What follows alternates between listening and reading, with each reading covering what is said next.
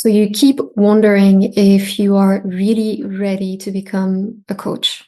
What if I told you that the answer to that question might not have anything to do with your experience or with your confidence? Just a few days ago, I was hosting a workshop about coaching skills, and one of the sisters who was attending asked me the question that I hear a lot. How do you know if you're ready to coach people when yourself, you're still on a healing journey? And I think it's a very important question to ponder over if you're thinking about becoming a coach of any sort. And today I wanted to give you the answer that I give all my trainees and all my mentees. And I'm pretty sure that once you've heard it, it will change the way that you see coaching. If you're new here, Assalamu alaikum. My name is Sumaya. I'm the founder of The Healed Sister, which is a 6-figure coaching business, alhamdulillah. And I teach Muslim women how to create their own coaching businesses so that they can finally live a life that's aligned with their values. And if you are on a journey to become a coach yourself, I've got something for you. I've created a workbook, and it's going to help you take your first few steps on this journey of becoming a coach by reflecting on things like what are your intentions, what is going to be your niche, and many interesting questions that you really need to slow down to at the beginning of this adventure.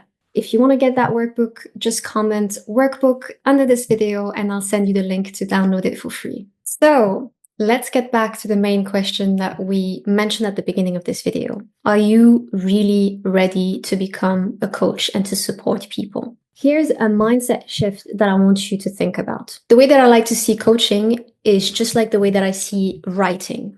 I don't believe that people become writers once they become published writers.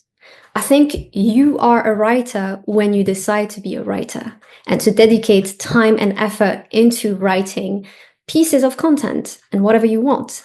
And with coaching, it's the same thing. You don't need permission to become a coach, and you definitely don't need to be perfect. You just need presence, commitment, and the willingness to serve. But if we were to really dissect what it means to be ready, according to my experience over the past 5 years, serving people and putting myself out there as a coach, but also training future coaches to become amazing at what they do, I've got a few questions for you that you can ask yourself in order to assess whether or not you are ready for this. And the first question is going to be, are your intentions in the right place? Why do you want to become a coach? Is it to become financially independent? Solely about that? Is it for status? Is it to be recognized by people? Is it to be seen and loved and appreciated by others? Or are you doing it genuinely because you want to be of service, because you want to help others grow? Coaching is really all about service, especially if you're going to do this with ihsan. And especially for us as Muslims, everything we do has to be intentional, and that intention has to be about Allah subhanahu wa ta'ala and pleasing Him. So ask yourself that question. What are my intentions? And if they're not in the right place, how can I change that? Question number 2 is, are you emotionally stable enough to hold space for someone else? You don't have to be fully healed to become a coach, because this life is a continuous journey of healing, then facing hardship and being hurt again and wounded and healing again.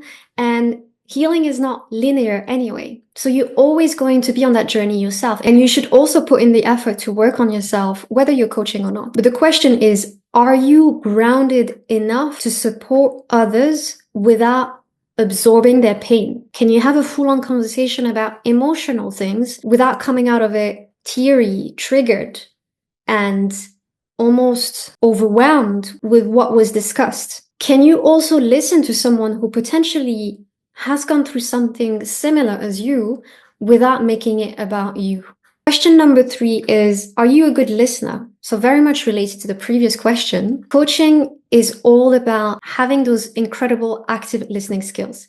It's not about giving good advice. This is where a lot of people are confused between coaching and mentoring. Coaching is about sitting with someone in silence. It's about asking the right kind of questions to make them go deeper into their thoughts and make them reflect. Coaching is more about presence than having answers for people. That's why if you are able to be a good listener, even if you don't know anything about what the person is struggling with, you will still have the ability to help them find answers within them. Question number 4 is, are you passionate about helping others? Do you feel that pull within you to contribute to your society, to your community, to be of service to people? Is it something that's really within you and that you just can't forget about? Is it something that makes you feel alive? When you help someone, do you come out of that interaction feeling like you've done something great for the day and that's it, alhamdulillah, your day has gone 10 times better now? I truly believe that that pull that we feel within us as helpers is not something random.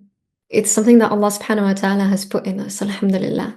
If you have that and the other things that we'll be mentioning in this video, then you're definitely ready to be a coach. And the last question to reflect on is, do you have a growth mindset? Because in order to become a coach, you need to be open to learning, to being challenged, to evolving yourself. Because subhanAllah, being a coach is almost like becoming a student of life over and over and over again, because people are going to come to you with their experiences that are very personal and very unique, and you're going to learn so much from them. And it's going to push you to want to improve yourself as well. This is how I perceive coaching. And if you don't take on that journey of improving yourself, along your clients, there's going to be a misalignment and you're not going to be able to help people anymore because you'll be lacking inspiration. You'll also feel like an imposter. So although you don't need to be perfect to be a coach, you still need to make the intention to stay on that journey of improving yourself. I think this is where the key is having the intention to help people while helping yourself without portraying yourself as being someone who's perfect and being very transparent about the fact that you are just a human being who's just there to create a safe space for people to learn more about themselves and answer their own questions. So we've covered those 5 questions. If you have answered yes to most of them, then you are probably more ready to become a coach than what you thought. Because the reality is that you don't become a coach after you've become ready. What does it even mean to be ready? You feel ready because you have started identifying yourself as being a coach, because you've started coaching people and showing up like a coach. No one is going to come and tap on your shoulder and say, now is the time to be a coach. You choose it. This is exactly what I told the sisters in the workshop a few days ago. You become a coach when you've chosen to be a coach, when you've decided to be a coach, even if you feel like you're not good enough to help people. The way that I want you to see this is that coaching really isn't about you as a person. And again, this is something that I tell my trainees all the time. Your coaching is not about you. It's about your client. Everything is about the client. The space that you're creating is about them. It doesn't matter how you feel. It doesn't matter what you know and how you sound. It is not about you. And I like to give the example of myself. Alhamdulillah, I've been doing this for the past 5 years. Most of my clients will say that they have benefited from my services. Although sometimes I wake up in the morning and I feel miserable. I'm not the best version of myself. Maybe life has hit me with something, or I'm going through a funk and I just don't feel great about who I am as a person. Doesn't mean that I have forgotten how to support people and how to be a powerful coach. No, those skills are still there. And I still show up the same way, whether I feel amazing and confident and knowledgeable, or whether I don't. My self-esteem has to be detached from my ability to serve people, because my ability to serve people is about my skills, not how I see or feel about myself. And you know what, subhanAllah, the times that I have felt extremely low or something has happened to me in my life, I have actually managed to coach people better during those times because I was going through similar things as them. And I felt their struggle on a deeper level, and I was able to ask better questions and guide them to find their answers in a way that was a lot more transformational. So many times I have gone through something myself, and a few weeks or a few months later, one of my clients experiences similar things. And so just remember that within your own healing journey, it doesn't matter how you feel. It doesn't matter how much you know. You can still be of service to someone. That's the mindset shift that I want you to keep in mind. Let me know in the comments how many questions amongst those 5 have you answered yes to, And if your next question is, should I get a certification? And if that's the case, which one should I pick? Then you should definitely check my video, which is called How to Pick the Best Certification for You. You'll find it here or here. I never know which side it is. And again, if your heart keeps on coming back to this idea of becoming a coach, if something inside you is whispering, this might be for me, please don't ignore it. You don't need to have it all figured out. You just need to begin. You've got this. And the people that you're supposed to help are already out there waiting for you to take that first step and praying for someone like you. That's why the slogan of our program, The Thriving Coach, is be the answer to someone's dua. And so many times myself and my trainees, we've had someone say these exact same words. You are the answer to a prayer I've made to Allah subhanahu wa ta'ala to be supported. How heartwarming is that? Don't you want to have that experience in your life? Don't you want to make that your life purpose, to be of service to others? Don't ignore that calling. And to emphasize on what I just said, and for you to hear from someone else, I just wanted to share a beautiful sentence by our trainee, Kafia, who said, if there is something telling you you need or want to be a coach, take the leap.